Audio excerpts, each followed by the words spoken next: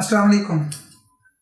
आज हमारा टॉपिक है MRP1, MRP2, ERP and OPD। ये चार टर्म्स नॉर्मली यूज़ होती हैं प्रोडक्शन में और ऑपरेशंस में। इनका मतलब क्या होता है, इनके डिफरेंसेस क्या हैं, आज ये हमारा टॉपिक है। सो MRP1 क्या चीज़ है और MRP2 क्या चीज़ है, उनको थोड़ा सा मैं डिफाइन करता हूँ। MRP का मतलब है, फर्स्ट जो MRP है उसका है MRP1। उसमें जो MRP का वर्ड यूज हुआ है उसका मतलब मटेरियल रिक्वायरमेंट्स प्लानिंग, और जो MRP2 में यूज हुआ है उसका मतलब है मैन्युफैक्चरिंग रिसोर्स प्लानिंग। अब ये दोनों का क्या मतलब है और ये टर्म्स कब यूज हुई हैं और कैसे यूज होती हैं। फर्स्ट, मटेरियल रिक्वायरमेंट प्लानिंग, इसका मतलब क्या होता है।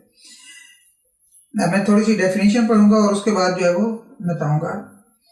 Integrated information system for materials, इसका मतलब है कि ऐसा मेथड जिसमें मटेरियल्स को ऑटोमेटेड अंदाज में, इंटीग्रेटेड अंदाज में कंट्रोल या प्रोसेस किया जाए या उसको मतलब उसको रखा जाए और इस्तेमाल किया जाए। एक्चुअली इसका जो शॉर्ट मतलब मैं बताऊं तो ये है कि आप इसको कंप्यूटराइज्ड कर दें, ऑटोमेटेड कर दें, और इसका रिकॉर्ड अगर कंप्यूटराइज कर दें, यानी रॉ मटेरियल का और स्टोर का, इन्वेंट्री का जो आपका जो पूरा रिकॉर्ड है उसको ऑटोमेट कर दें, उसको कंप्यूटराइज कर दें, तो ये MRP1 कहलाता है। MRP2 क्या है? MRP2 का मतलब है कि integration of all aspects of manufacturing processes and material. It means कि आपने अपने जो आपका मैन्युफैक्चरिंग का प्रोसेस है, जो प्रोडक्शन का डिपार्टमेंट है, मैन्युफैक्चरिंग का डिपार्टमेंट है, उसमें including raw material, including finished goods, including inventory, store जो है, इन तमाम को आप इंटीग्रेटेड अंदाज में यानी कि कंप्यूटराइज्ड कर दें, तो ये आपका MRP2। सो इसका मतलब हुआ कि MRP1 का मतलब है कि आपने मटेरियल को, इन्वेंट्री को, फिनिश गुड्स की हो या रॉ मटेरियल की हो, इनको कंप्यूटराइज कर दें, तो इसका मतलब MRP1। और अगर आप प्रोडक्शन को भी साथ में ला लें और मटेरियल को, प्रोडक्शन को और लॉजिस्टिक्स को इकट्ठा कर लें जो दरमियान में रॉ मटेरियल लाने के लिए, तो ये तमाम का तमाम जो है वो ये MRP2 कहलाता है। इनमें डिफरेंसेस क्या हैं? डिफरेंस ये हुआ कि जो मटेरियल रिक्वायरमेंट प्लानिंग है यानी कि MRP1 है, उसमें तो सिर्फ एक डिपार्टमेंट का हिस्सा यानी कि रॉ मटेरियल और इन्वेंट्री को ऑटोमेट किया है, और MRP2 में आपने प्रोडक्शन को, रॉ मटेरियल को, फिनिश गुड्स को, इन्वेंट्री को, और अगर इनके दरमियान लॉजिस्टिक्स हैं तो उनको आपने ऑटोमेट कर दिया, सप्लाई चेन को भी आपने ऑटोमेट कर दिया। तो ये सब क्या है, ये MRP2 है। इसके साथ साथ जो तीसरी टर्म है ERP का मतलब होता है कि अगर आप तमाम जो डिपार्टमेंट्स हैं उनको एक सॉफ्टवेयर के ज़रिए ऑटोमेट कर दें, इंटीग्रेट कर दें, इकट्ठा कर दें, और तमाम का तमाम आपके डिपार्टमेंट्स जो है वो आपस में कनेक्ट हो जाएं, तो वो आपका जो सिस्टम, जो पूरा निज़ाम आपका चलेगा, वो ERP कहलाता है। अब बहुत सारी ऑर्गेनाइजेशंस ने बहुत सारे मुख्तलिफ किस्म के ERP सॉल्यूशंस लिए हुए हैं। अब जब सबसे पहले मटेरियल रिक्वायरमेंट प्लानिंग जब होती थी तो वो पुराना ज़माना था, उसमें सिर्फ मटेरियल तक ऑर्गेनाइजेशन जो है ना वो कंप्यूटराइज कर देती थी।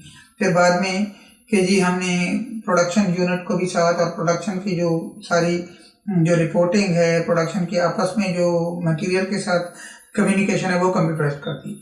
फिर तीसरी की और रिपोर्टिंग जो है वो उसके हवाले से जो रिपोर्ट्स हमने लेनी है प्रोडक्शन के हवाले से, मटेरियल के हवाले से, वो कंप्यूटराइज हों।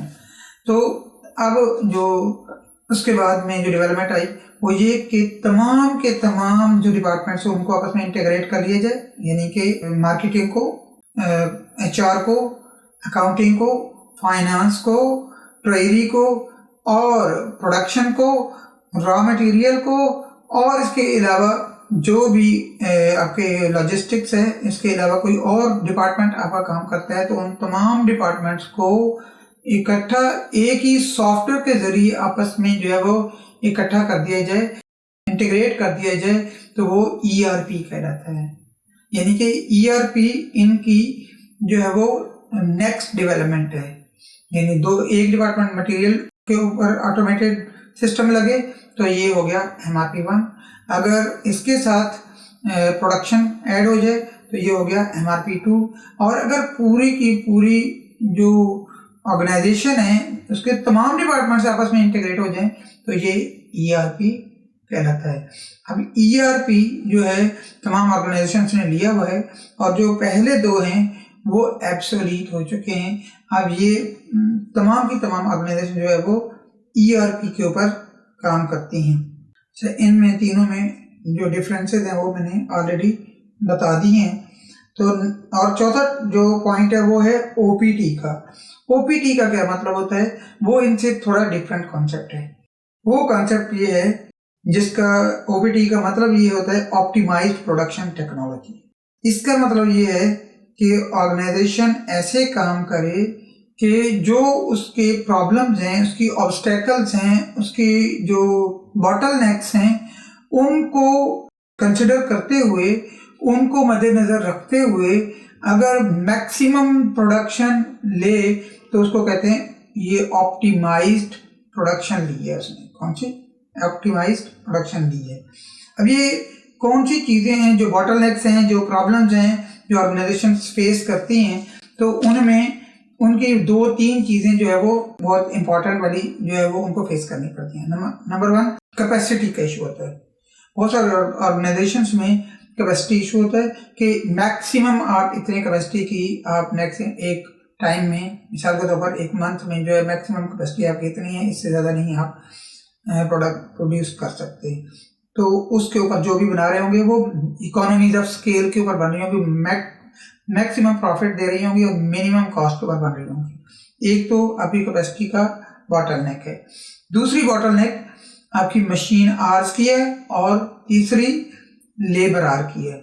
सो मैक्सिमम मशीन आवर्स, जो मशीन एक दिन में काम कर सकती है और एक महीने में काम कर सकती है, वो मशीन आवर के जितने नंबर ऑफ आवर्स वो चल सकती है।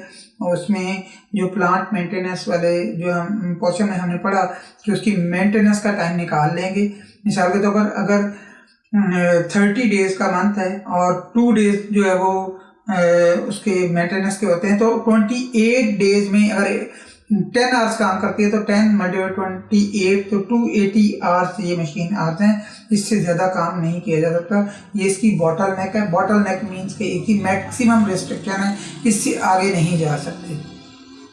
दूसरी चीज़ है लेबर की। हमें लेबर आवर्स कितने मिलते हैं, जितने नंबर ऑफ लेबर होंगे और जितने ही उसके जो है वो जितने आवर्स हो लेबर काम करती है। मिसाल के तौर पर 8 घंटे काम करती है और उसके 1000 लोग हैं, तो वो एक दिन में 8000 आवर्स बने और महीने में जितने मैक्सिमम डेज वो वर्क कर सकते हैं 28 दिन, जैसे कभी शेड्यूल मेंटेनेंस वाली बात की, तो 28 मल्टीप्लाई जो है 8000, तो इसको मल्टीप्लाई करेंगे तो ये मैक्सिमम लेबर आवर्स काम होंगे। तो ये अगर इन्हीं के अंदर रहते हुए ऑर्गेनाइजेशन अपनी मैक्सिमम प्रोडक्शन लेती है तो उसको कहते हैं OPT। मैं इसकी फॉर्मल डेफिनेशन पढ़ूंगा और उम्मीद है कि आपको समझ आ गई होगी। OPT method is a method of production flow management. It is essentially based on identification and removal of bottlenecks. OPT process starts with production planning, which involves analyzing customer demand, forecasting sales, and developing a production plan that is both timely and efficient. This is followed by production scheduling, which involves the allocation of resources such as manpower, machinery, raw material, and that to meet the production target. It means कि ये जो 3-4 चीज़ें हैं इनको मद्देनज़र रखते हुए आप मैक्सिमम प्लान के मुताबिक जो प्रोडक्शन करें तो वो क्या कहलाएगा, optimize production technology. With this हमारे ये टॉपिक कंप्लीट हुए और इंशाल्लाह फिर नेक्स्ट आपसे बात होगी। बहुत बहुत शुक्रिया, थैंक यू।